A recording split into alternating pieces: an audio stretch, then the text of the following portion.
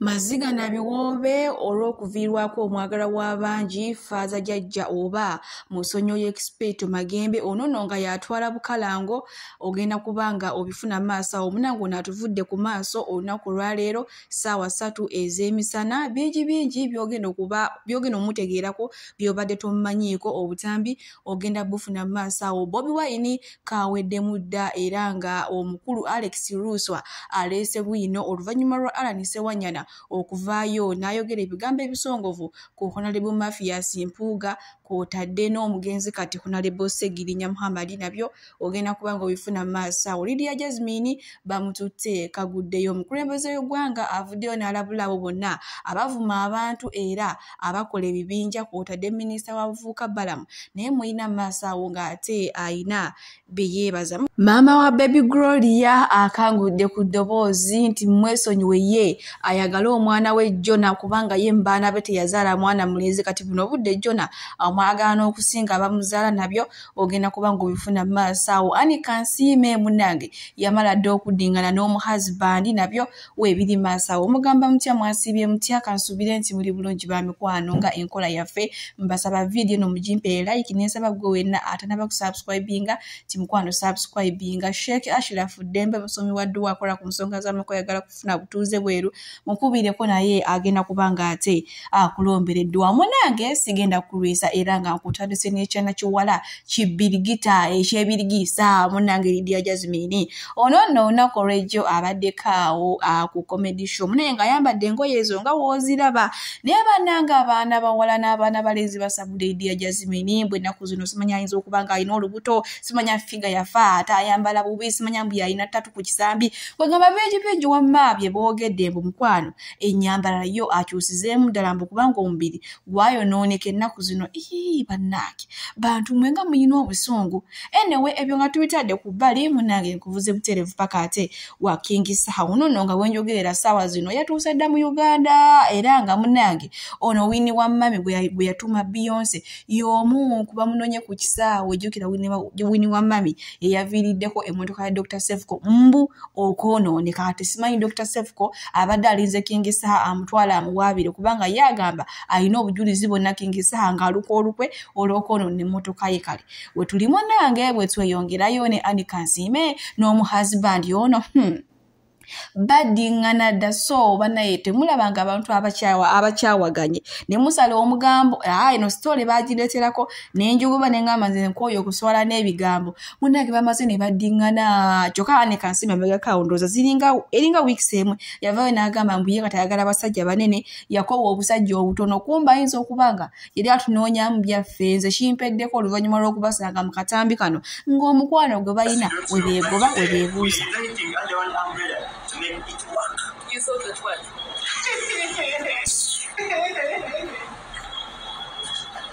Bwe nkuzaako eno ew'omukulembeze w'eggwanga munnange avuddeyo n'alabula abo bonna abavuma abantu abo abakola ebibinja ebyo ne bikola effujjo munnange avuddeyo n'abagamba nti ndowooza kati ky'ekiseera ebintu ebyo bikome kati ayagala mirembe gamba takyayagala butabanguko ndowooza munnange mu nsi yaffe eno Uganda ngenda kubanga mu kutuusaako mu maaso wanamu ate mwongere okumwewulirirako then tweyongereyo ate ne Honorable Balamu naye alina by'ayogera. Don't try to speak badly that you are a politician. You are speaking badly to me. It's not acceptable. It must stop. This Buyayo must stop. The Buyayo of they run bad things in Europe. This is not African way. There is no kufirwa, no laws. We want disciplined democracy, not hooliganism, not intimidating people, using bad language, because we want the people of Uganda to decide the way they want, not to be intimidated. But some of the political groups were making it a habit to intimidate people, to attack people, because they are of different political groups. Now that one is going to stop. The security agencies have discussed it, and it's going Omukulembeze w'eggwanga His Excellency Yoweri Kaguta Museveni bw'atyo munnange avuddeyo n'ategeeza mmwe mwenna simanyi bano bankola bibinja ate ninayo simanyi ekigulupu kyange ate bano banvuma bantu munnange nno akaseera kamwate kaweddeho katayagala mirembe takyayagala bintu byakuddamu kuvumagana bantu neera nga mu kiseera kyekimu maaso wano nina minisita Balamu Onondo nga yewaffe owabavubuka mulina maaso wano nga yeebaza omukulembeze w'eggwanga tadde mutabani we agenera omukozi munnange bebala okufuga eno ensi obulungi nawe osobola okumpa endowooza ewama mu comment section oba honorable ono owabavubuka ebintu byayogedde bituufu oba si bituufu ngenda kubanga mukutuusaako maaso wano ng'atulaga yiika z'ettaka ze yalimye 3 lelele bingi byayogedde ku yiika zino zaatugambye 3 n'ezisobamu katulaba akatambi ate tweyongere abayita ba ghetto youth simanyi ba youth bani abali mu eyo mukola simanyi protest vote amagezi mbabagambwe zino eka bisatu 53 za Kasoli naye siza muntu mulala zange nze sigenda kugagawaza mulala nga sinegagawaza naye kugaga ngenda kujja kulima so njagala kwebaza nnyo omukulembeze w'eggwanga president okutuwa emirembe ate n'okutulondera CDF omulungi oyo gwe bayita General Muzikaine Rugaba emirembe gye baleeseewo gye gituleetedde okubanga tukola omwaka ogujja we munandaba nga nina akamotoka oba mu Desemba nga nguzeyo akamotoka kapya ka Christmas kali kusaamu nga nvuga mujagamba Museveni yamugulidde emmotoka bwe munalaba muntu wange amuti ng'alina jipu ebyavuga 4x4 nga mugamba ezo sente za Museveni banange si za Museveni zino sente zaffe tuzikola muve mu kwebaka emabega wamwawo tusigyewo emwanyi eka 5 neteekawo n'ebitooke bikyali wansi kubanga zibeera nsukusaatu so tugenda kufuna mu bitooke lusuku ate tujja kufuna n'emwanyi mu myaka 3 tujja kuba tulina sente so ojja kuba mbalaga faamu eno buli luvannyuma lwa myezi 2 mbalage nti wano we tutuuse galige kayumba kange galige maka gange galikoleka gali amaka gemulabaako ge maka gange tugalaba omuganyirira kayumba kalungi kalimu amasanyalaze agasola setaga amasanyalaze ga miti gatekako kasola ka mitwalo 12 nenzisimako netoyi ya mitwalo 7 tugenda kwebaka tubeere bulungi abo abasajja bemulaba abakulu abatambula abo ba engineer bebakola amakubo ga faamu oli engineer wa UNRA akyagala ekisanja oli yazimba akayumba so bali abalala bakozi so muve mu kwekalakaasa manya protest vote mukole sente tewaliwo protest egenda kuwa sente protest ebeera kukola sente Minisita w'abavubuka omwami Balamu ye munnanga abantu gye bagambira mu Uganda simanyi breeding nga ye agamba mu Uganda ye tambulira ddala bulungi oba ku side eyo ka oba n'abalala sigenda kulibera nga we muwulidde mu katambi ng'alinako abantu ab'enjawulo be yeebaza nti munnange beebale okugamba okutukuumira mu Uganda nga ntebenkevu si byange wabula bibadde ebigambo bya minisita w'abavubuka Balamu munnange bwe tweyongerayo n'abagole baffe balina maaso wano nga beeriisako ku bukyayi we beeriisako wano ku bumere we basekamu we beekuba ku buwuna we beegobamu kwegamba ekiri wano mu katambi sooka okalabe nze ate wamma nkwongereyo anti omukwano gw'abaana abato nga gunyuma ate nga bonna mbeerera omulenzi mbeerera n'omuwala mbeerera kale binyuma bannange maama waabwe yabyogera Nazaala wa Jona ate nga maama wa Baby Gloria Mama mfumbira lasagna. Going up with the flash. Abagole baffe munnange bebeera nga bo obulamu mukwano butambulira ddala ng'ate we babubala munnange abantu abasinga babadde batandise okomplaininga nti mama wa Baby Gloria ng'asuusizza nnyo akajanja ng'ayagadde omuko n'ayisaawo era nga batandise okugamba nti abasajja b'ennaku zino bo tibabeeyalira ne bakola ki ne babeebika nti essaawa zonna awo omuvubuka Jona ayinza okwekyusiza muwala we Baby Gloria n'amusuulawo oba n'abakagana n'omukazi omulala munnange mama wa Baby Gloria agambye nti ono omwana we ebintu bagezo byeta mu kamera nga ye yatuula n'amusengejja kwegamba yamuteeka mbukuŋŋuuta obw'enjawulo nti ate n'ekyala mu baana be talina mwana mulenzi kati ono omwana Jona amwagala n'okusinga abakadde abamuzaala oba amwagala n'okusinga Baby Gloria kennyini bannange omukazi alina laavu ku mwana naye nga bwe nkuzaako eno mu babitusi womunange congratulations zokka zeziyitingana bannange bajjuzizza Kampala Hotel Cathedral yonna ejjudde ekubyeko. Oh my god, jjukira balinayo concert yaabwe era nga bagituuma 10 years of Beatles. Bano bazze nga bayimba ennyimba ez'enjawulo. Waliwo akayimba kensinga okwagala mbu bebi mundaawo eteeka mundaawo bana akayimba ako kali so wow. Balina bayimba akayimba ne Namakula Lavuniga Busomyeko zo nnyingi ze bayimbye. Munange olunaku olw'ejjo twafunye paapa omujja era nga ye Robert Francis ono nga mu America. Naye munange abaana b'ennaku zino ng'amba eno ab'omu Uganda batandise dde okugamba mbu era olaba Robert Kyagulanyi Ssentamu era erinnya lye lyefaanaganyirizamu n'erya paapa omujja ono gutwakola ki ono gwe baalonze mbu ekitegeeza munaye kabonero kalaga nti principal mbwe era yagenda okubeera president omwaka ogwa 2026. Kale bwe tuli munange bwe tuyongerayo amawulire ga nnaku nnyo eri ab'ekibiina ky'enkola enkatoliki okuviirwako omwagalwa waffe nnyo omusajja atubangudde mu ddiini, omusajja atwagasizza Katonda ffe twamukazaako lya faaza jjajja oba jjajja naye nga ye Musonyori Expedito Magembe. Ono n'amaze akabanga nga mulwadde bamutwalako e India ne bamutwalako e Nairobi naye abadde baama ne bamukomyawo era abadde abeera ene Uganda. Naye munange obulwadde bwatuuse ne bugaana olunaku olwali zibadde ziwerawo ssaawa nga 3:30 munange Mukama n'amuyita naye nga bannange akoze ebyenjawulo awandiise ennyimba bannaye kugamba atwagasizza Mukama atuzisizza mu madiini gaffe ge twali twavaamu. So tusaba Omukama amusonyiwe byonna ebyamusobako. Ndeke buli kyonna ekindi obubi. Ayi Mukama leka omuliro gujje mu mikono gyange ndeke buli kyonna ekindi obubi. Emirundi 3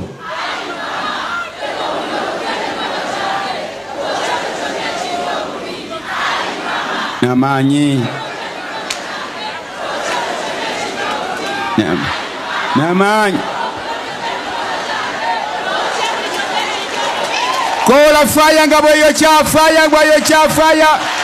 ng'oyogera wolimedde ekyakusiba faya yimusa omuliro faya yogera nti njokya kiro we bansibira njokyawo yokya we bakusibira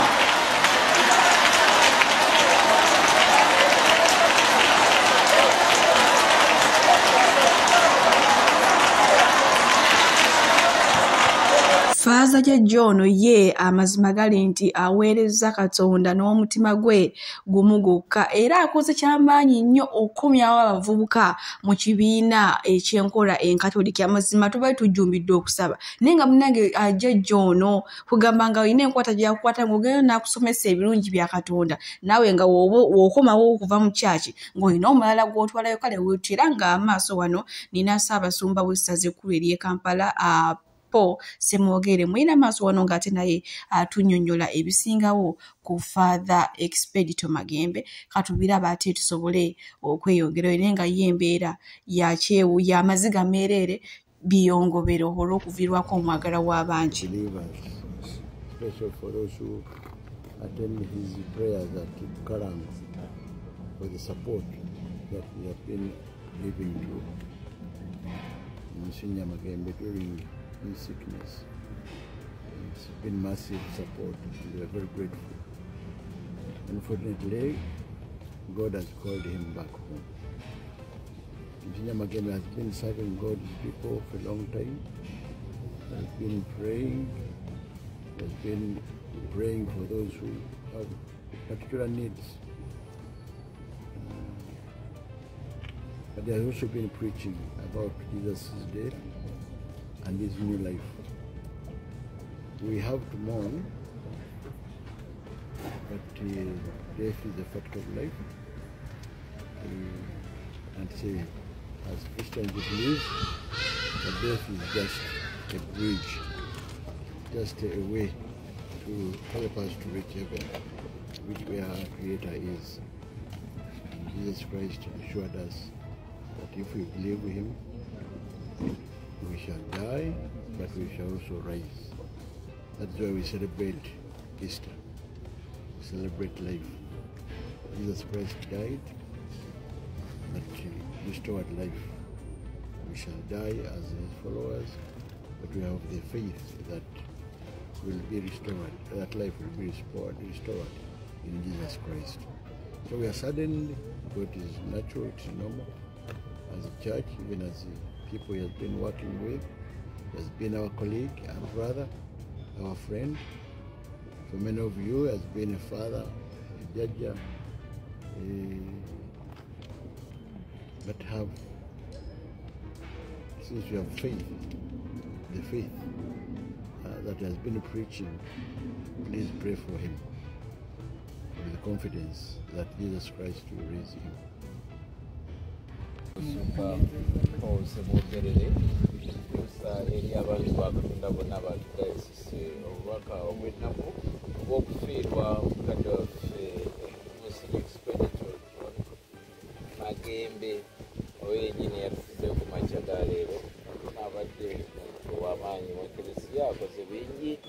Myaka tunajjamuwadde egy'obususiro tyakoledde mudala ebintu okusookera ddala yasobola okubeera munnaddiini oba Nakalodi Brothers ekiteredde era gye yayigira n'okubeera n'omusomesa wa primary n'agenda n'akeggana n'emisomo egyamufu n'afuuka era omusosiroti era mu misomo n'okutendekebwa obulungi ddala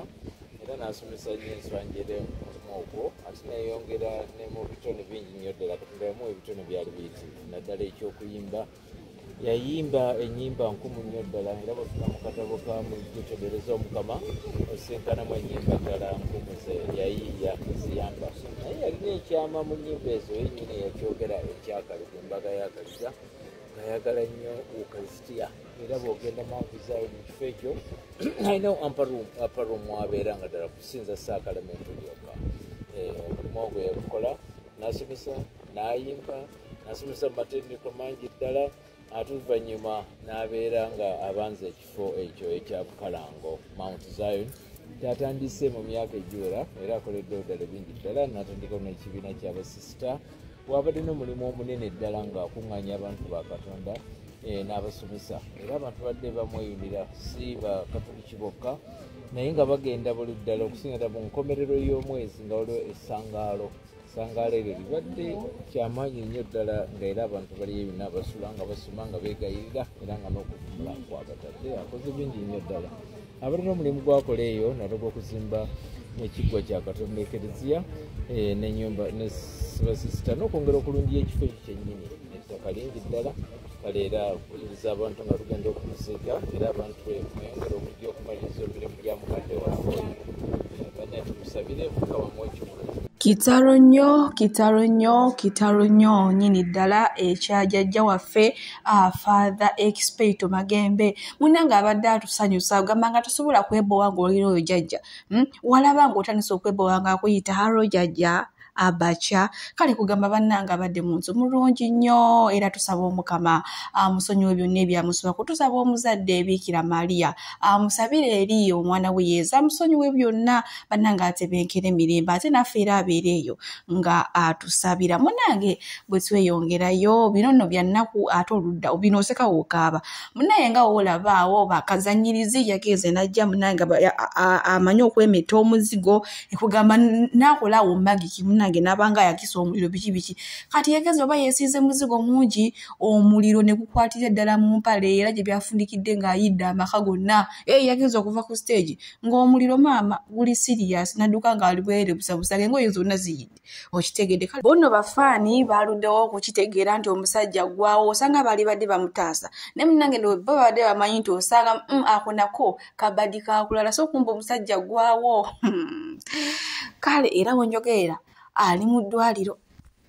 era abatulaba olunaku olwaleero tukyaddeko ewa Sheikh Ashraf Dembe sebo sanyusa okubalaba amannya agange Seeka Ashraf Dembe akola ku bizibu by'enjawulo omuntu singa aba alina ebirwadde musomereddwa tumuwa amazzi ga lukuya nga bw'obadde ogalaba tugenda abantu ku kyoto ne twokya emizimu emibi egibabaamu n'okulomba edduwa abantu singa abeera ng'ali wano atuuse sobola okumulombera edduwa ne waba atatuuse nga mpadde amannya ge naye ng'ali wala naneetaase ennamba yange yeeno 5 eri 07-01-37-11 namwe banyinaffe abali ebweru oyagala okuba nti oyagala okulombera ku ddwa ng'olina ebizibu viza zibuze amaka gakolongotana sente zikola zimpita mu ngalo ojja kumpeereza ekifaananyi kyo n'amanyago ebyo byokka bijja kummala nja kukulombera edduwa ojja kutereera olunaku olusembayo mu mwezi mba n'edduwa eyawamu ffenna n'abalwadde bange abakadde n'abapya. Salaamu alaikum warahmatullahi wabarakatuh.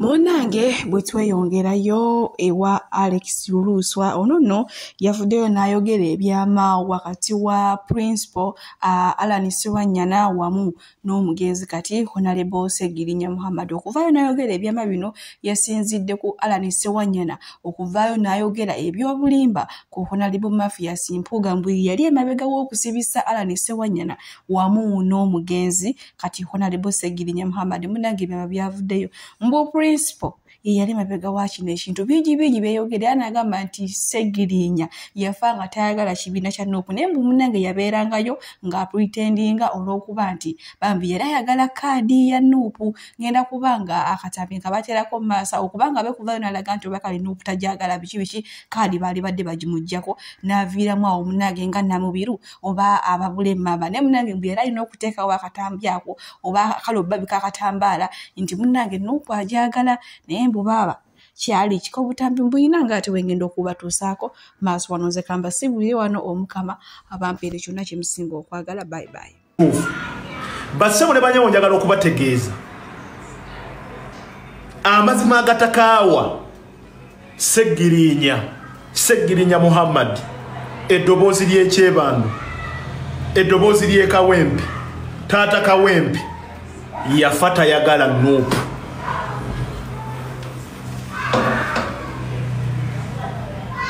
Segirinya yafa akooye Nuupu.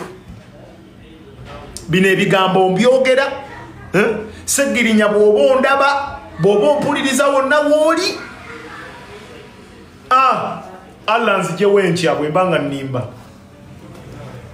Allah nzijewo enkya. Ekyo okimanyi bulungi nnyo.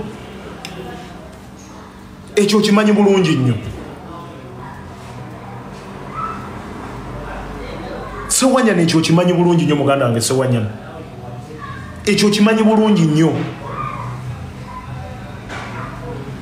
Segirinya Muhammad nkiddamu Segirinya Muhammad eddoboozi ly'ekyebano eddoboozi ly'akawempe Mr. Update yafa yakyawa Nuupu. Ate ng'oggyeko ebyekkomera byokulaba nti ekkomera libaddewo litya bavuddeyo bate kubanga buli omu yalwaniriranga Segirinya ovudde otya mu kkomero okulaba nti ebisa kubanga teri mulwanyi ali mu struggle kambabuulira ebigambo bino bassebo ne bannyabo teri mulwanyi nga tuli mu lutalo emundu eseka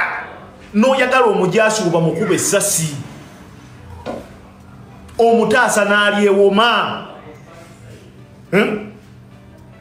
omutaasa n'alyewoma essasi. Todda mu kubuuza Segirinya avuddeyo atya. Segirinya kyasooka okubeera nti kimukosa nnyo n'okumwongera ku byekkomera kwe kubuuza ekibuuzo Segirinya enva yammwe yali etya. Segirinya yankubira essimu bwali budde bwa kiro nangamba muganda wange ebyobufuzi bizibu nnyo nakutendeka ne nkuleeta mu muzannyo n'ebyobufuzi bizibu nnyo ebyobufuzi byesonyiwe ne mugamba ate ntya my brother nangamba Luwemba olabye statement yaba ngabo bennyini abaana bennyini kino bassebo ne banyabo sirina gwe nkonjera nti Luwemba nkonjera ono abaana bennyini the same guys the same pages ezagamba nti Segirinya ne Sewanyana Museveni abazimba kujjawo Nuupu ngabo bennyini the same pages muzimanyi the same pages ngabo bennyini be bagamba Segirinya ne Sewanyana bavuddeyo basisinkanye Museveni yabawadde obuwumbi na buwumbi nga babawadde obuwumbi. Segirinya has died a poor man. Segirinya talina kyalese kubanga ebisinga percentage ennene yagizanga mu bantu. Lwaki tuyigiriza ebyobufuzi ebyokubeera nti tukwongereko ebyobufuzi ebyefutwa Uganda tugitwala mu maaso Uganda tugiza mabega Lero nyinza okubeera nga Luwemba sikanya naawe nate tekikaje tekijjako kiri tuli ba Luganda tulwanirira ffenna golo yemu tuteeba wali Segirinya yafata yagala Nuupu Segirinya yafata yagala Nuupu kino sikyogera nti lwakuba nti saafuna endorsement ya Nuupu sikyogera nti oba kiki I speak with the facts mugende munoonye ku maama wa Segirinya mugende munoonye ku booluganda ba Segirinya that's why nti ne mukuziika enkeera abafamile bakolerawo press conference ne bagamba tetwategeera mwana biki bino bye yayingiramu tetwabitegeera if we knew Segirinya oba oli awo twandibadde tetumukkiriza mu bino bintu mufuna Segirinya bava mu kkomera Segirinya nga mulaaja nabakaaba ng'abaana abato ng'obatukako nga bakaaba bakyalira nga Basegirinya nga mubamanyi Segirinya ng'ageze ng'akoma eri Segirinya yagejja n'akoma eri omu kansala mulamba wa Kawempe omukyala n'agamba Segirinya ali ku bikokokoko yeerwaza oyo Segirinya si mulwadde Segirinya ne batuuka n'omuteekamu ICU nga ava mu kkomera ng'aliko n'empingu ng'ali bw'ati my brother Segirinya rest in peace naye ffe be walekako Baluwemba nkimanyi nti oyogera ne Allah wakitiibwa Allah yogera naye talk to him Allah atugaidinga tusobole okubeera nti tuyita mu guno omuyaga gwe tulimu abantu abasinga batuvuma abantu abasinga batuyisizaamu amaaso abantu abasinga bavodde famire zaffe but we shall still stand tujja kuyimirira I promised you we shall still stand naddala ku nsonga ezikwatagana ku linnya lyo we shall protect you we shall protect your legacy so wanyana wabeera nga mukomera bw'obeera mukomera bw'omala okubeera mukomera ogamba omukyalo nina okumusanyusa omukyala nina okumusanyusa musanyusiza ntya famire yange